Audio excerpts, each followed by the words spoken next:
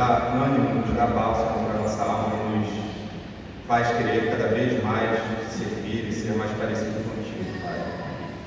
Como uma marca do verdadeiro crente, ao ser confrontado dos seus pecados, o primeiro instinto é querer abandoná-lo, lutar contra ele e sofrer por aquele pecado e por esse abandoná-lo, querer ser cada vez mais parecido com Cristo, Pai. Que a palavra da manhã faça morar em nosso coração, transforme a nossa mente. Que esse momento também da EBD a gente possa aprofundar nosso conhecimento sobre a tua palavra, Pai. Me ajuda a expor essa sessão com clareza, para que possa edificar a tua igreja. É isso que eu te peço, te agradeço, em nome de Jesus. Amém. Eu vou começar lendo a sessão, né? Hoje a gente vai entrar num capítulo novo, onde a gente vai falar sobre o culto religioso e o domingo, né? É a sessão 1. Eu já tinha dividido a aula em dois, aí foi até bom estar com o tempo mais curto, de repente aí a gente consegue trabalhar melhor, de EC2, acho que a gente consegue expor de maneira, pelo menos a introdução hoje. Então eu vou ler a primeira sessão, né, para a gente começar. A luz da natureza mostra que há um Deus que tem domínio e soberania sobre tudo, que é bom e faz bem a todos, e que portanto deve ser temido, amado, louvado, invocado, crido e servido de todo o coração, de toda a alma e de todas as forças. Mas um modo aceitável de adorar o verdadeiro Deus é instituído por Ele mesmo, e assim é limitado por sua própria vontade revelada, de tal sorte que não se deve adorar a Deus segundo as imaginações e invenções dos homens, ou as sugestões de Satanás, nem sob nenhuma representação visível ou de qualquer outro modo não prescrito nas Sagradas Escrituras. Então a gente tem aqui, né, já a introdução do que vai ser tratado, e uma introdução já bem profunda, que até daria diversas e diversas aulas sobre isso aqui, mas eu vou tentar me ater aqui a explicar e introduzir o tema que vai ser exposto nas próximas, né? Então a Confissão de Fé dedica um capítulo inteiro à questão do culto, porque ele toca ao centro da vida cristã. O culto não é apenas uma atividade entre outras, mas é a expressão mais alta do fim para o qual fomos criados. O fim para o qual nós fomos criados, conforme o nosso catecismo, né, logo na pergunta 1, glorificar a Deus e gozá-lo para sempre. Então a questão do culto não é um ponto secundário, seja o culto privado ou o culto público, mas um ponto central na vida cristã, e a maneira como a gente presta esse culto, né, então se torna crucial. Se o culto, aquela questão de glorificar a Deus, é o centro da vida cristã, a maneira como a gente presta esse culto deve ser de acordo com o que Deus espera, não de acordo com aquilo que a gente imagina, ou sugere, ou a nossa alma humana quer, né? O pecado, né, a queda nos afastou desse propósito. Em Romanos 1, a gente já viu, como o pastor até citou hoje, né, mostra que os homens conhecem a Deus, mas não o glorificam como Deus. Eles trocaram essa glória por imagens criadas ou por outras superstições, né? E Cristo veio restaurar a comunhão para que pela fé a gente possa oferecer um culto agradável a Deus.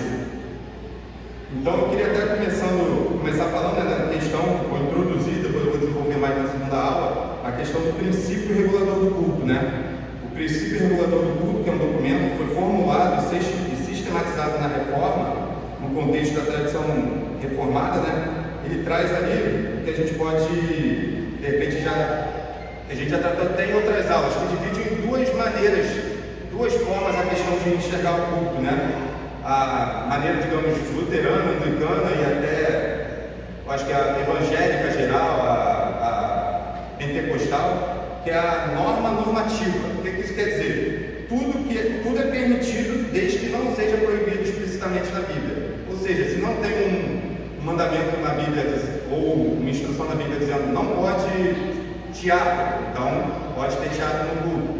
Não pode cantata, então pode ter cantata no culto. Se não tem algo expressamente proibindo algum tipo de atividade no culto, aquilo pode ser inserido de maneira comum. Algumas igrejas levam isso mais ao extremo, outras ainda com uma certa regulação, né? Mas essa seria a norma normativa, que é a norma luterana, anglicana e da maioria, acho que, das igrejas evangélicas hoje no Brasil.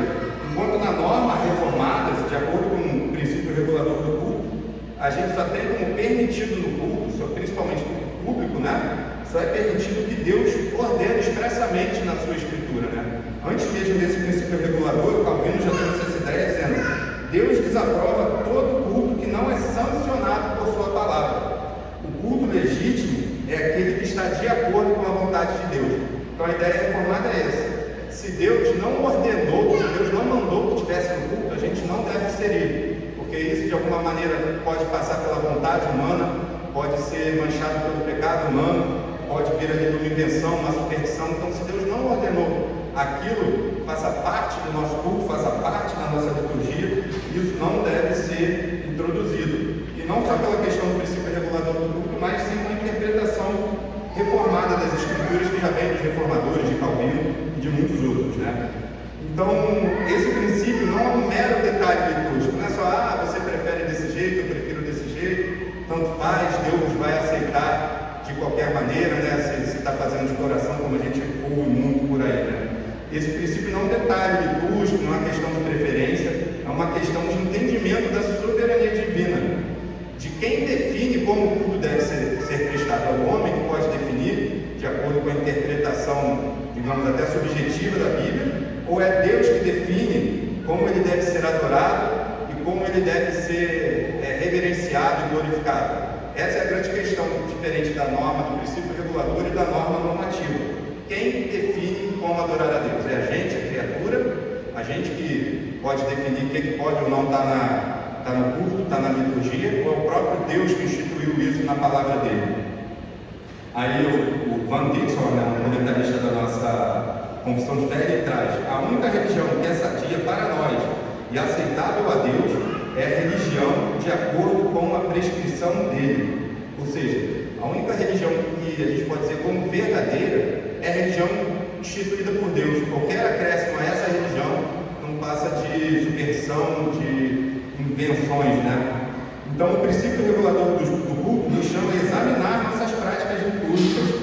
Se algo está presente no culto, mas não é ordenado por Deus, está fora dos limites bíblicos, mesmo que pareça bonito, edificante, emocionante, que mantenha a pessoa no culto. E aí é até uma questão que o Sproul trata muito, né? Um pastor recente, que faleceu há poucos anos. Ele tratava muito isso, que hoje em dia os cultos, digamos, são voltados ao que eles chamam aqueles que não são cristãos, né? Aquele que tem um termo em inglês, seekers sensitive, aqueles que estão buscando algo. Então o culto muitas vezes, principalmente em igrejas muito grandes, é voltado não para a igreja, mas para que aqueles que vêm de fora se sintam à vontade naquele lugar, se sintam agradados naquele lugar e não queiram sair dali. Porque a ideia disso é que eles ficando ali, em algum momento eles vão se converter, eles vão entender e vão se converter porque eles estão ali, estão gostando daquilo, da maneira como está sendo tratada, né? Então não é a maneira com que a nossa confissão de fé traz, né? Como a nossa visão, como que a Bíblia mesmo traz, né? O que está fora do limite bíblico, o que Deus não prescreve, isso está fora do nosso momento litúrgico, está fora da prescrição do culto público. E isso corrige a tentação tanto das igrejas modernas, né, quanto da igreja católica romana, né, de acumular invenções humanas para o culto, sejam imagens, rituais, inovar, performance, teatro, shows, igrejas que são praticamente shows. Então isso traz a simplicidade e traz o momento de realmente a pessoa se colocar diante de Deus, se colocar ali para ouvir a palavra de Deus, se colocar para ser confrontada e edificada pela palavra de Deus, né? Então o princípio regulador do culto é simplesmente, resumindo em poucas palavras, né, é trazer o culto para a maneira mais bíblica possível, para trazer o culto para a maneira como Deus ordenou que o culto a ele fosse prestado. Então, a gente introduziu esse assunto, eu vou retomar na segunda aula, né? Mas voltando à questão mesmo aí da primeira frase, né, da confissão, onde ele diz que o ser humano a luz da natureza, ou seja, a natureza, a criação, mostra que há um Deus que tem domínio e soberania sobre tudo, que é bom e faz bem a todos, e que, portanto, deve ser temido, amado, louvado, invocado, crido e servido de todo o coração, de toda a alma e todas as forças. É o que eu estava a gente tratou há pouco tempo ali com as crianças, né, com os pré-adolescentes, da questão da revelação geral e a revelação específica, né? A revelação especial.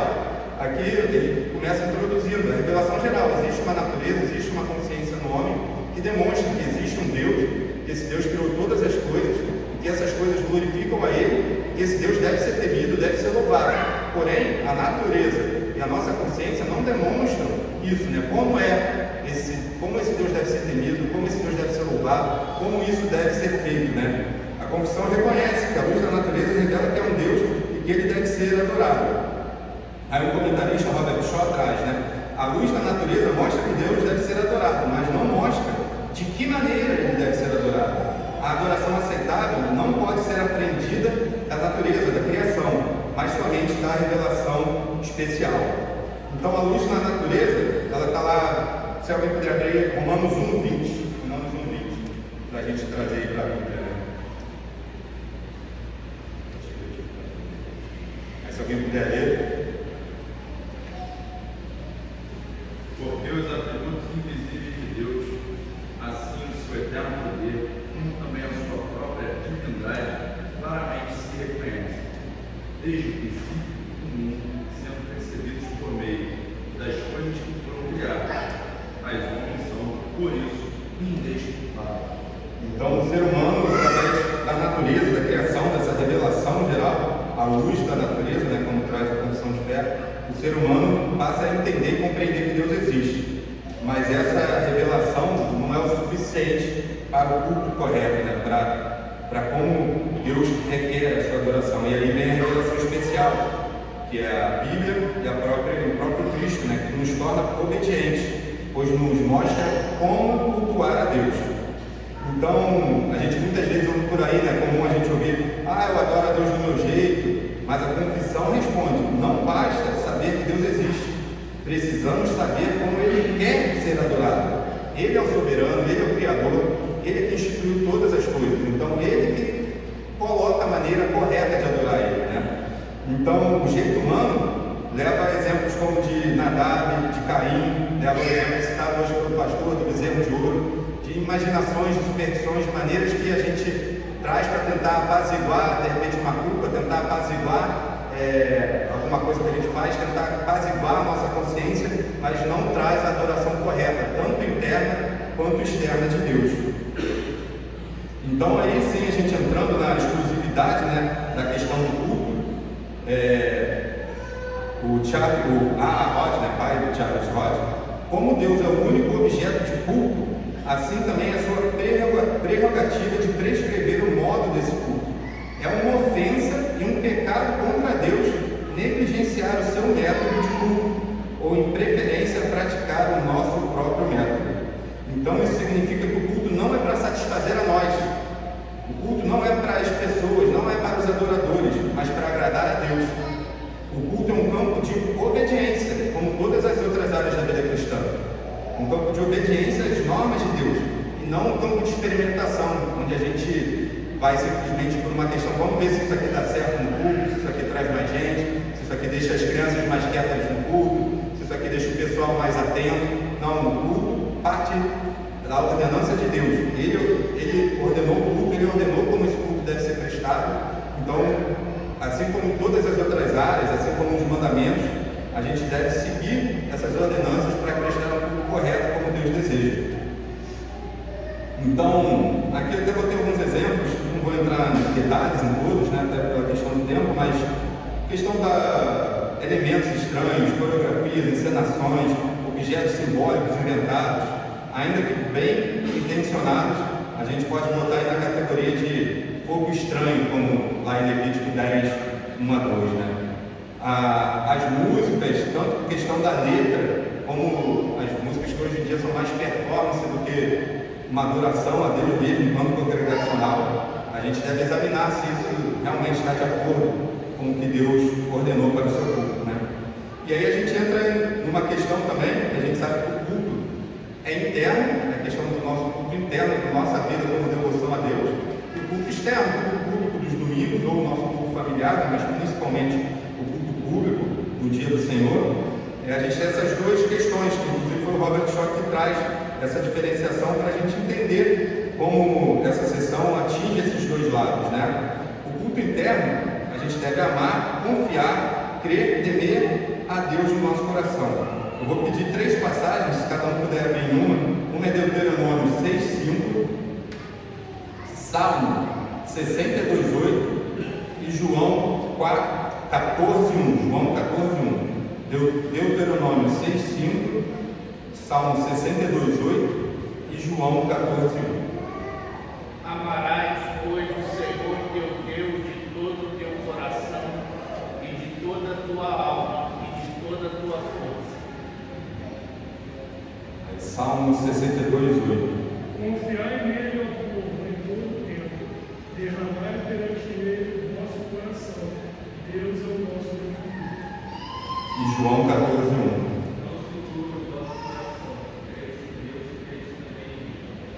Então, culto interno, aquele culto que faz parte da nossa devoção interna diária, que até toca a questão do que o pastor falou hoje, né, da gente, essa luta nossa interna, em confiar em Deus, lutar contra o nosso pecado, contra a nossa autossuficiência, contra a nossa falta de domínio próprio, muitas vezes, pensamentos, não pensamentos de repente cometer um pecado, digamos assim, mas um pensamento às vezes de incredulidade, é uma falha no nosso culto interno. Uma falta de amor a Deus, uma falta de amor ao próximo, de temor a Deus, é uma falha no culto interno. Então, o culto interno, o nosso culto diário, aquele culto que Calvino coloca como coram Deus, né, a vida diante de Deus, passa por isso. Mas a gente tem, e aí o culto externo, né, o culto para ser prestado como o povo de Deus, como a igreja reunida para adorar a Deus. E aí a gente tem os atos ordenados visíveis de Deus. Como Deus instituiu esse culto? A oração, a leitura, a pregação, cânticos e os sacramentos. Esses dois são inseparáveis. O culto apenas externo leva à hipocrisia e o culto interno é incompleto e desobediente. Porque a gente vê muitas vezes hoje pessoas, né, falando que não precisam da igreja, que eles são a igreja. Aqui vai muito para esse pensamento, o culto é interno só. Eu não preciso estar reunido com o povo de Deus. E ele não é, ele é completo e desobediente, porque Deus não fala com, digamos, com a pessoa especificamente. Deus está falando com o seu povo, com a sua igreja. E quando isso não é tratado como igreja, está incompleto na vida do crente. Até o culto apenas externo, como hipocrisia, se alguém puder abrir Isaías 29:13 e Mateus 15:8.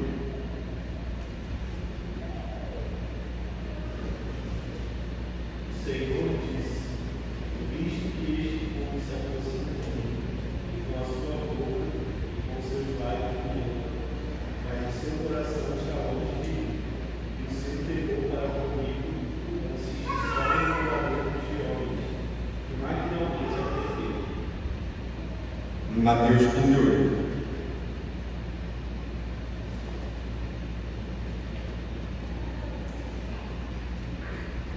Este povo honra com os lábios, mas o seu coração está longe de mim. Aí Cristo falando. E muitas vezes as pessoas, por um entendimento incompleto, eu pelo menos já fui questionado por isso, já vi outros irmãos sendo questionados por isso, quando a gente, por palavras assim como na Bíblia, né, que mostra esse culto externo, quando é só feito culto externo, né, quando isso é só aparência, né, realmente é uma hipocrisia quando isso é aparência, mas quando você tenta ali obedecer às leis de Deus e mostra que Deus mostrou e demonstra que aquilo deve ser vivido daquela maneira, muitas vezes a gente é chamado de legalista, fariseu, mas não, ele é ordenado, o culto externo é ordenado. Aquelas leis, viver de uma certa maneira, obedecer certos mandamentos, são ordenados por Deus. Aquilo não é uma hipocrisia você querer viver daquela maneira. A hipocrisia vem se ela não é acompanhada do culto interno, se aquilo não é acompanhado da devoção, do temor, da crença em Deus. Mas isso não deve, como o Robert já falou, são inseparáveis. Um não cancela o outro, eles, pelo contrário, eles estão juntos. Eles são incompletos se um está dissociado de outro. Se o culto é apenas externo, se a gente só está observando regras, como muitas vezes o presbítero Fernando traz aqui nas pregações, se a gente está fazendo apenas uma lista ali de coisas que a gente tem que dar o tique ali, né, que a gente cumpriu, realmente esse culto é um culto hipócrita.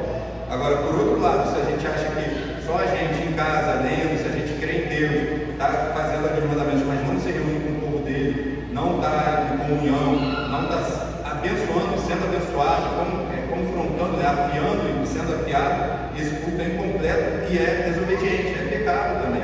É tão hipócrita quanto o que só cumpre a primeira. Então, Deus só pode ser adorado aceitavelmente no caminho da sua própria instituição. A instituição divina deve, portanto, ser a nossa regra de adoração. Então, o que Deus instituiu é que a nossa regra de adoração. Se não está na palavra dele, não está ordenado na palavra dele, não deve ser feito. Um cristão que diz, eu adoro a Deus no coração, mas não preciso ir à igreja, contradiz a Bíblia e contradiz a confissão de fé. Se alguém puder abrir Hebreus 10, 25, acho que é o texto mais famoso do tempo. Pode falar. Não, o Rafael atrás de você levantou tudo. Esses dias eu estava ouvindo uma palestra, o pastor comentou aquele fora do escuro. Perguntaram para ele, pastor, você passa muito tempo vendo escuridão, por que você não lê só a Bíblia e deixa o Espírito Santo te instruir? Aí ele falou, eu acho curioso que tanta gente, as pessoas dão tanta ênfase que o Espírito Santo fala para elas, mas ela ignora que o Espírito Santo fala para todas as outras. Então a ideia é um pouco essa de você está ali focado para o seu culto, entende? Quando eu vou lidar com Deus, mas também como Deus lida com o povo dele. O povo dele, Você é o alecrim dourado que Deus fala com você e acaba virando, e nesse caso Deus acaba se tornando um ídolo. Não é um Deus verdadeiro, é um ídolo no coração daquela pessoa, que ele fala, responde a ele do jeito que ele quer, ele está achando que está manipulando Deus. Não, Deus fala só comigo, responde só a mim, eu não falo com os outros. Exatamente.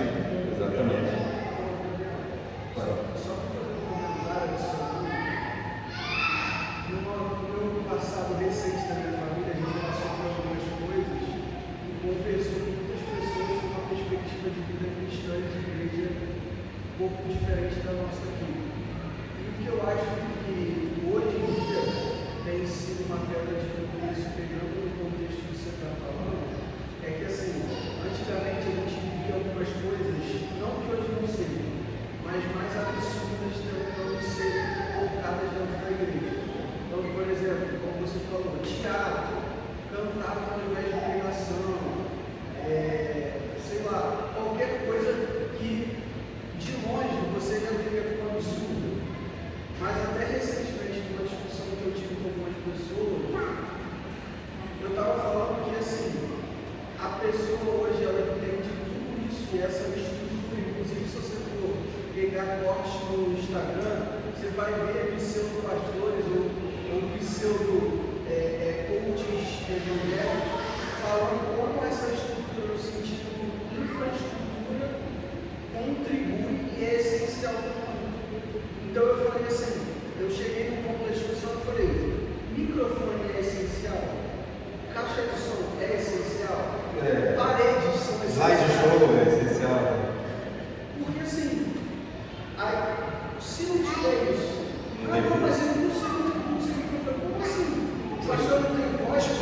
Expande pregava para milhares de pessoas sem Então assim, microfone. hoje em dia virou os apetrechos tecnológicos, informativos, de estrutura. Isso já está afetando o culto, porque as pessoas não conseguem ter um culto sem vários instrumentos, sem som, sem uma mesa de som que faz o som tipo um show que ele foi no sábado. O cara não consegue ver o culto e reclama se o vídeo da gravação não está em 4K e o áudio limpo.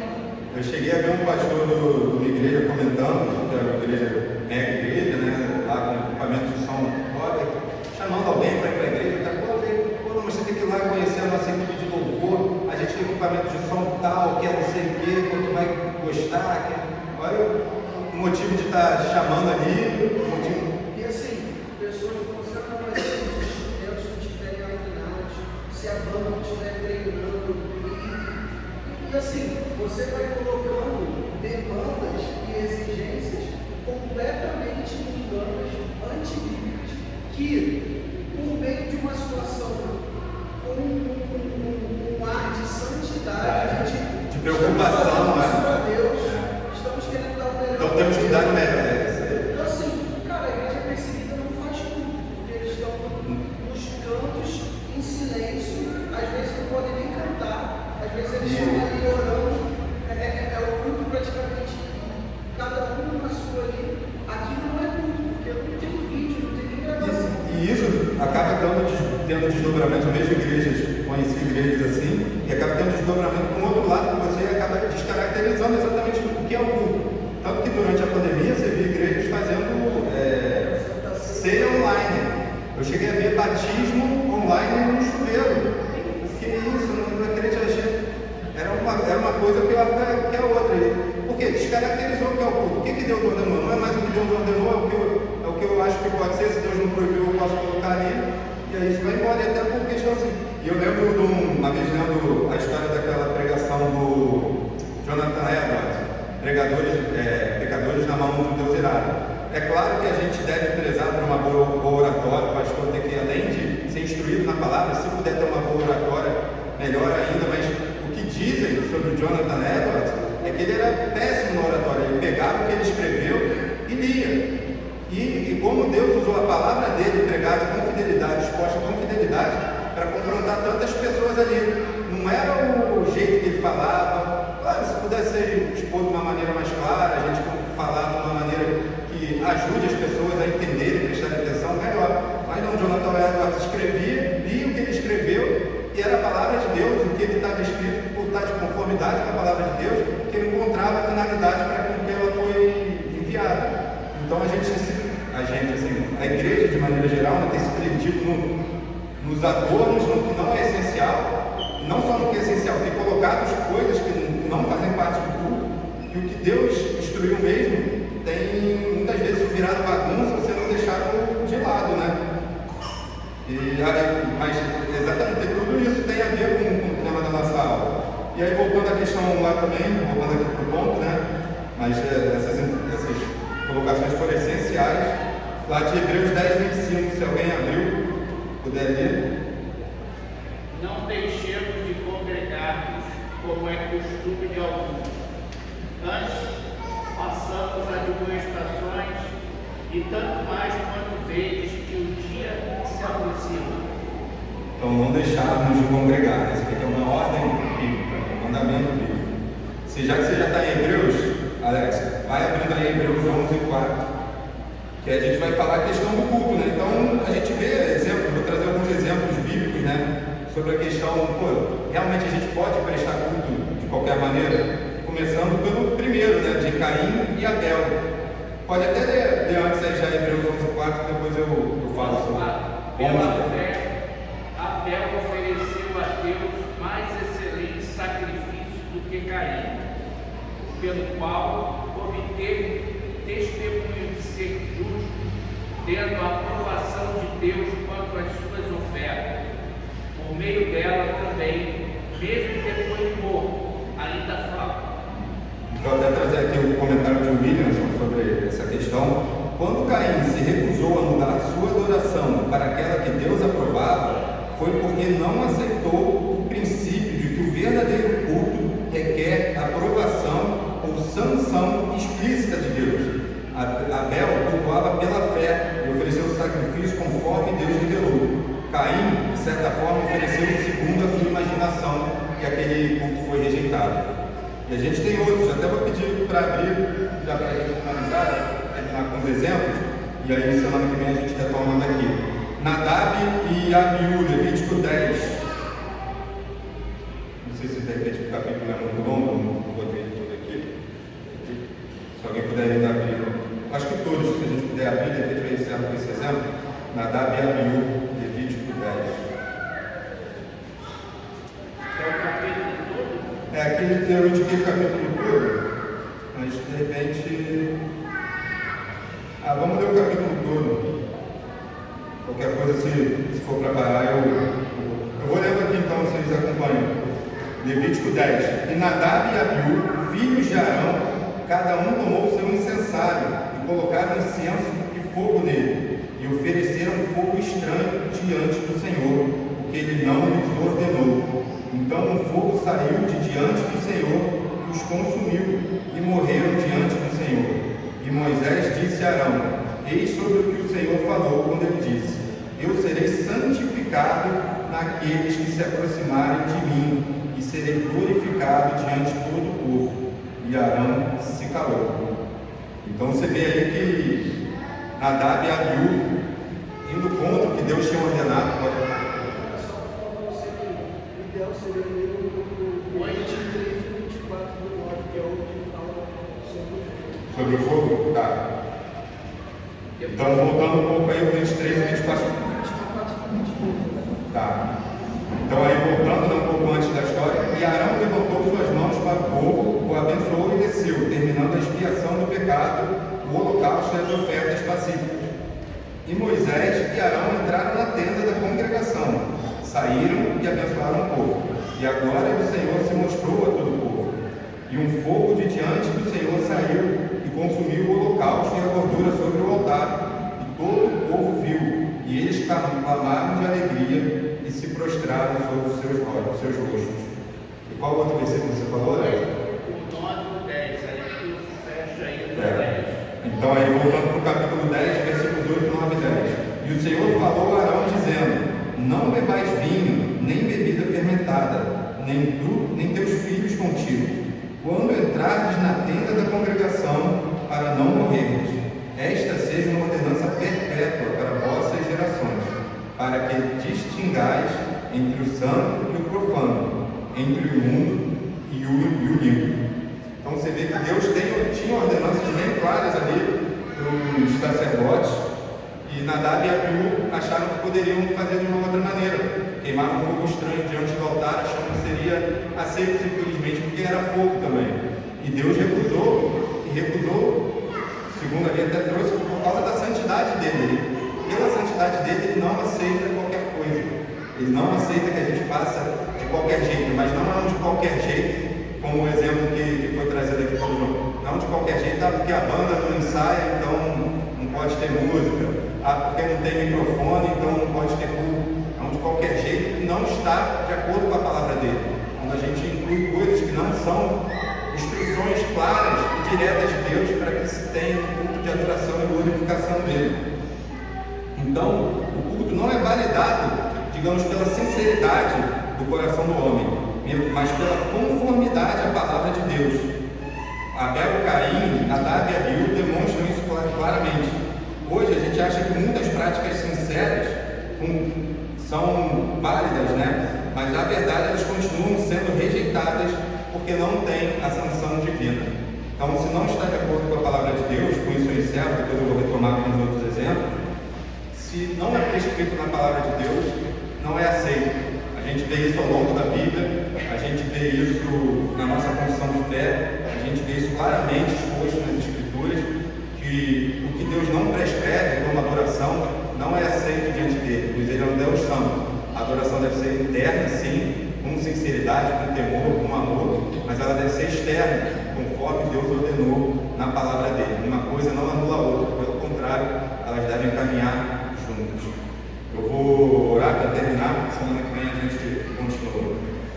Senhor, muito obrigado, Pai, pela sua revelação, pela revelação especial da tua palavra, e o Senhor nos demonstra claramente como o Senhor quer e deve ser adorado, Pai. Revelação essa que nos dá temor e tremor, que nos enche também de esperança, de amor, a nos aproximarmos de Ti, Pai. Que o nosso coração, além de sinceridade, além de vontade e de amor a Ti, Pai, possa ter também compromisso e obediência com a Tua palavra, de fazer aquilo que o Senhor ordenou que nós fizéssemos. Que o Senhor alinhe os nossos corações à Tua palavra, que o Senhor transforme a nossa mente conforme a Tua palavra, que a gente possa Te prestar um culto aceitável diante de Ti, Pai. Esteja conosco agora, nos leve de volta para casa em segurança, que a gente possa estar de noite aqui como igreja, como povo Teu, reunido para Te adorar e Te glorificar e receber mais da Tua porção, da Tua palavra, para ser edificado. É isso que eu te peço e te agradeço em nome de Jesus.